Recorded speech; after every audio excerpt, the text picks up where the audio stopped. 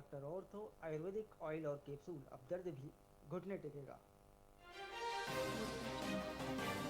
Donald Trump ने सभी देशों पर 10% नया टैरिफ लगाया। इससे 3 घंटे पहले सुप्रीम कोर्ट ने पिछला आदेश रद्द किया। भारत का 18% टैरिफ खत्म।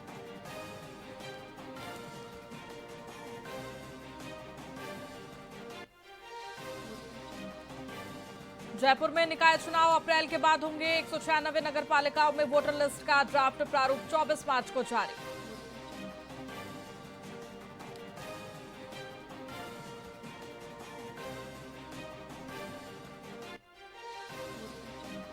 जयपुर में सीनियर आईएएस अफसर अब कॉल सेंटर पर सुनेंगे शिकायतें। 35 अधिकारियों को 181 हेल्पलाइन पर ड्यूटी।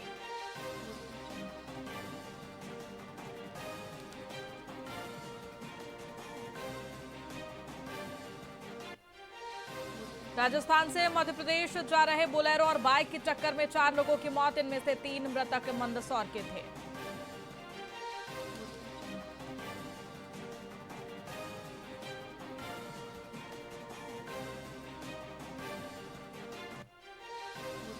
राजस्थान में अगले एक सप्ताह मौसम रहेगा साफ। गर्मी बढ़ेगी। 6 शहरों का अधिकतम तापमान 30 डिग्री सेल्सियस से ऊपर।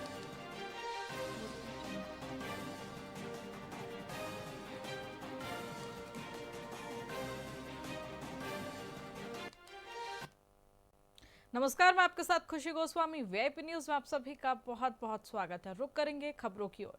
जोधपुर नगर निगम ने वित्तीय वर्ष 2026-27 के लिए विकास उन्मुखी बजट पारित कर दिया है, जिसमें सड़कों, सफाई और सीवरेज पर सबसे ज्यादा जोर दिया गया है। तो वहीं आपको बता दें, बजट से EV charging station, CNG filling station और खेल परिसरों को भी जो है PPP मोड पर विकसित करने जैसी आधुनिक योजनाएं शामिल की गई है। साथ ही निगम के रिकॉर्ड्स को डिजिटल बनाने और पार्षदों के माध्यम से वार्डों के विकास के लिए 80 करोड़ का भारी भरकम प्रावधान रखा गया है।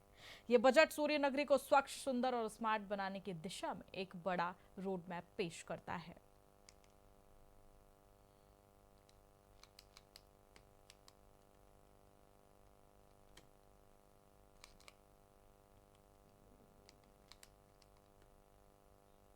इसमें इंटीग्रेटेड सॉलिड वेस्ट मैनेजमेंट की व्यवस्था हमने इस बजट में की है। पूर्व में डोर टू डोर कचरा संग्रहण की व्यवस्था के तहत जेसीबी, ट्रैक्टर, डंपर्स, ड्रेनेज जैसे 8-10 कार्यों के लिए लगभग 20 वेंडर्स काम कर रहे थे। इस बजट में हमने निगम में इन सभी कामों के लिए एकीकृत इंटीग्रेटेड व्यवस्था की है। इन सभी कामों में खर्चा कम होगा और जो लीकेजेज अगर कोई हैं तो वो बचेंगे। मॉनिटरिंग करना हमारे लिए आसान होगा, क्योंकि एक जोन में एक ही वेंडर होगा सारे कामों के लिए। इस व्यवस्था के तहत प्रत्येक जोन में एक मटेरियल रिकवरी फैसिलिटी होगा। शहर में बढ़ते हुए यातायात के दबाव को कम करने के लिए, यानी कि हमारी सभी म्यूनिसिपल जोन्स में पार्किंग सुविधा के लिए नए पार्किंग स्थलों का चिन्हीकरण करके निगम के द्वारा उनको विकसित किया जाएगा। राज्य सरकार की चालू वित्त वर्ष की जो बजट घोषणाएं हैं, उनके तहत EV plus CNG stations PPP mode पर विकसित किए जाएंगे। शहर में जो हमारी स्पोर्ट्स फैसिलिटीज हैं, उनको प्रोत्साहित करने के लिए वर्तमान में 2 स्थानों पर स्पोर्ट्स फैसिलिटीज ऑलरेडी उनका डेवलपमेंट चल रहा है। 15 स्थानों पर स्पोर्ट्स कॉम्प्लेक्सेस विकसित करने का लक्ष्य इस बजट में रखा है। Integrated road infrastructure development plus maintenance के लिए शहर के 2 प्रमुख मार्गों को DBFOT मोड पर विकसित करने की कार्य योजना तैयार की है। ये अभी जो कार्य मैंने आपको बताए हैं, ये सभी पीपीपी मोड पर होंगे, तो उन पर निगम की राशि पहले से भी कम खर्च होगी। निगम के एकीकरण से प्रशासनिक खर्चा हमारा कम होगा। इस बार जो हमने बजट अपना पारित किया है, वो 1469 मीन्स 1469 करोड़ का पारित किया है। Thank you.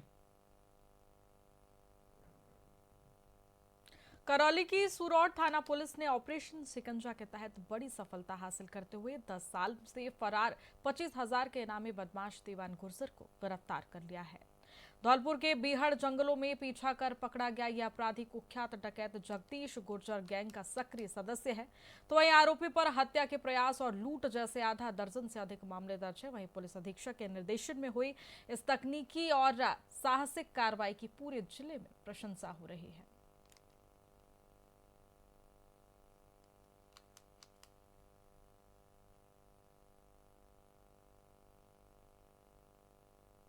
भरतपुर के श्री कैलाश चंद बिश्नोई साहब ने 1 फरवरी से लेकर 28 फरवरी तक ऑपरेशन शिकंजा करके एक अभियान चला रखा है, जिसमें स्थायी वारंटी, मफरूर, भगोड़े और ऐसे अपराधी जो आज तक पुलिस की पकड़ में नहीं आए हैं या तफ्तीश के अंदर पेंडिंग है, उनकी धरपकड़ और इसमें इनामी भी शामिल है, उनको पकड़ने का अभियान चला रखा है। हमारे इंस्पेक्टर सोहन सिंह सुरोट के उनको एक सफलता प्राप्त हुई है। 2016 में एक गैंग संचालित थी जो पिछले 4-5 वर्षों से पहले से पूर्व से सक्रिय थी।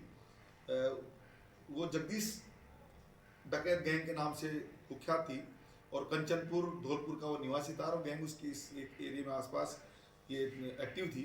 तो उस गैंग ने यहाँ कृष्णा सोनी के घर पर रात को करीब 1 बजे प्रवेश करके और डकैती की थी, जिसमें रात को 1 बजे घुसे, उनके परिवारजन को जगाया, मारपीट करी, कट्टे और अन्य हथियारों के द्वारा, आर्म्स हथियारों के द्वारा उनको डराया धमकाया।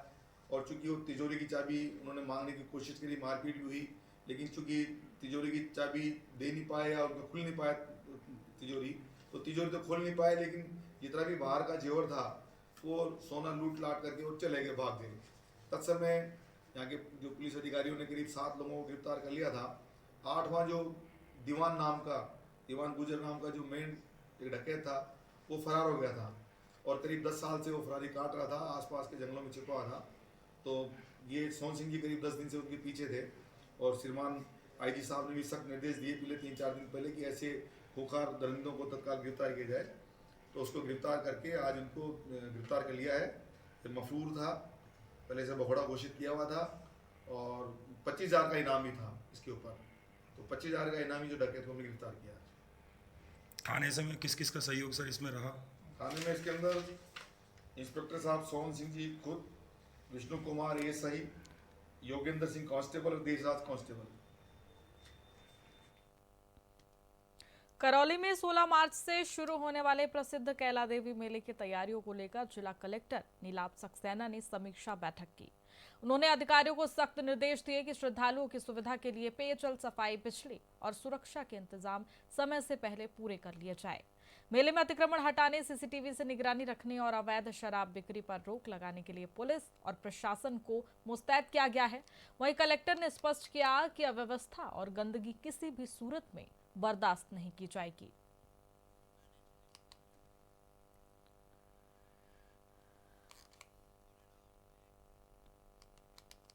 पाली के नाडौल सेंटर पर इंडियन ऑयल और विभिन्न गैस एजेंसियों ने संयुक्त रूप से मॉक ड्रिल का सफल आयोजन किया।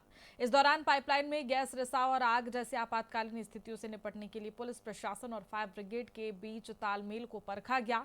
108 एम्बुलेंस और आधुनिक उपकरणों के जरिए दुर्घटना के समय त्वरित राहत पहुंचाने का जीवंत प्रदर्शन किया गया। अधिकारियों ने बताया कि इस अभ्यास का मुख्य उद्देश्य सुरक्षा व्यवस्था को मजबूत करना और किसी भी संभावित खतरे के लिए तैयार रहना है।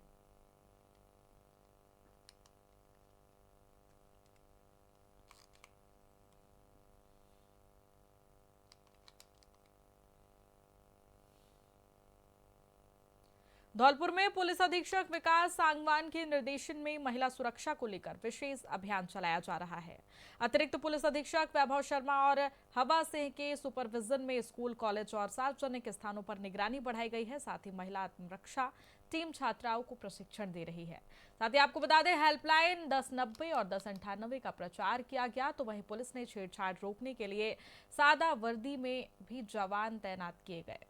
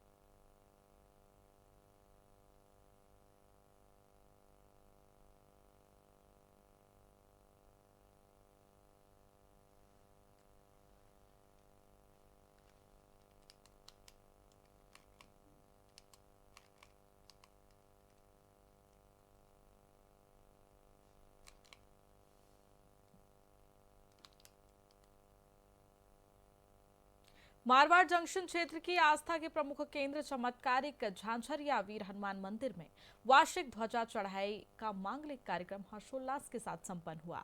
झांझरिया मित्र मंडल और स्थानीय सामाजिक संगठनों की मौजूदगी में पंडितों ने वैदिक मंत्रोच्चार के साथ विधि विधान से ध्वजारोहण किया। इस पावन अवसर पर भव्य यज्ञ का आयोजन भी हुआ, जिसमें अनेक दंपतियों ने आहुतियां देकर खुशहाली की कामना की। तो वही कार्यक्रम में व्यापार मंडल के सदस्यों सहित बड़ी संख्या में नगरवासी शामिल हुए।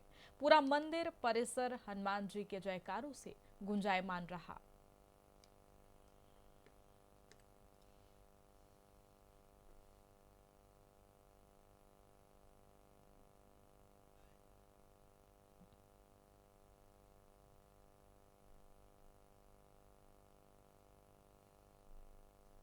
फिलहाल खबरों में इतना ही। बनी रहिए हमारे साथ वीआईपी न्यूज पर। नमस्कार।